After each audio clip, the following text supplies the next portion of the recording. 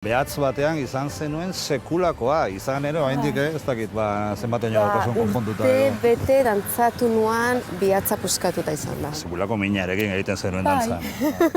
Baina ohitu egite zera baita ere, pixka bat zure buruak ahaztu egiten da min horretaz, baina iritsi zen momentu bat ezin nuala gehiago. Nerbioak ja ezin dituen heldu eta esan nuan, ikusi behar dezer daukan eta zuzendu.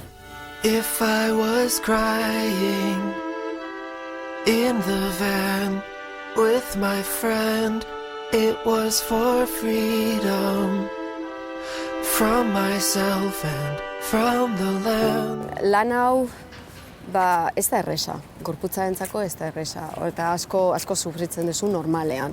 Bakarrikan dauzkasun aujetarekin eta muskulaturaren mina eta ezurrak eta dana, ohitzen zera pixka bat mina izaten.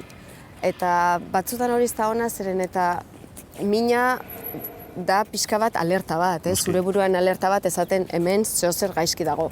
Eta orduan ez dezu pixka diferentzia egiten mina normala edo min txarrarekin. Onargarria ala onargaitza? Nera ama beti parra egiten dut, esan duzu, bai, mina dakat. Mina, bai, mina ona, nola mina ona? Bai, min batzuk normala dira, ez dira txarrak.